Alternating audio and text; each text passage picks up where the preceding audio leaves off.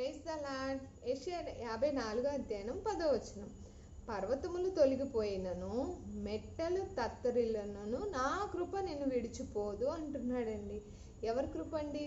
దేవుడు కృప మనల్ని విడిచిపోదని చెప్తున్నాడు. ఎప్పుడది? పర్వతములు తొలగిపోయినను మెట్టలు తత్తరిల్లంటే పర్వతం లాంటి సమస్యలు ఎదురైనప్పటికీ, మెట్టలు తత్తరిల్లంటే కుటుంబంలో ఎన్నో సమస్యలుగా సతమతమవుతూ ఉంటాం కదండి.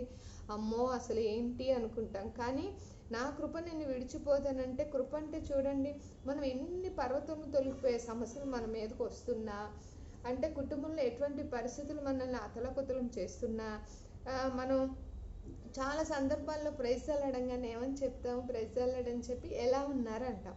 అప్పుడు ఏమంటామండి? అసలు పర్వతాల మీదకి వచ్చే సమస్యలు ఉన్నా, మనం వెళ్ళే స్థితిగతుల్లో కూడా ఎన్ని సమస్యలు ఎదురవుతున్నప్పుడు కూడా చాలాసార్లు దేవుని కృప అండి బాగానే ఉన్నాం అంటాం కదా. అంటామా? నేను గ్యారంటీగా అంటానండి దేవుని కృపే అని అంట. ఎందుకంటే అసలు మనం ఈ రకంగా జీవించడమే గొప్ప. అసలు ఎందుకంటే దేవుని కృప మూలంగానే జీవిస్తున్నా. ఆయన కృప లేకపోతే మనం జీవించాం. అన్ని విషయాల్లో కూడా నా కృపను నేను విడిచిపోదు అన్నాడు. ప్రతి విషయంలో కూడా ఆయన కృప మనల్ని విడిచిపోవట్లేదు కాబట్టి ఈ రకంగా మనం ఉంటున్నాము, జీవిస్తున్నాము.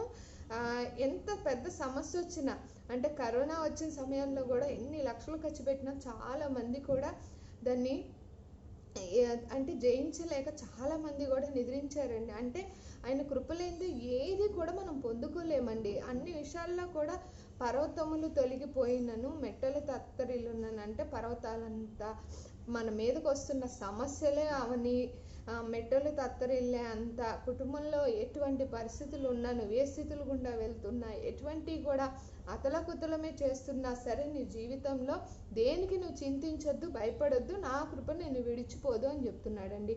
ఈ వాగ్దానం చాలా అంటే చాలా, దేవుడే స్వయంగా నా కృప నిన్ను విడిచిపోదని చెప్తున్నాడు. కాబట్టి ప్రతి ఒక్కరము కూడా పర్వతం లాంటి సమస్యల్లో ఉన్న, మెట్టలు తత్తరిల్లే అంత స్థితుల్లో వెళ్తున్నప్పటికి కూడా, దేవా నీ కృప నన్ను విడిచిపోదన్నావు, ప్రతిదీ కూడా నీ కృపతోనే మేము జీవిస్తున్నాము, మరింతగా నీ కృప మాపై చూపుమయ్యా అని ప్రార్థించే వారముగా ఉందుముగాక. ఆయన కృప మరింతగా పొందుకునే వారముగా ఉందుముగాక.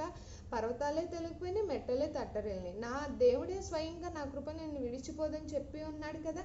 ఈ వాగ్దానం ప్రకారం మరింతగా ఆయన మీద ఆధారపడే వారముగా, అన్ని విషయాల్లో కూడా మరింతగా ఆయన కృప పొందుకునే వారముగా ఉందుముగాక.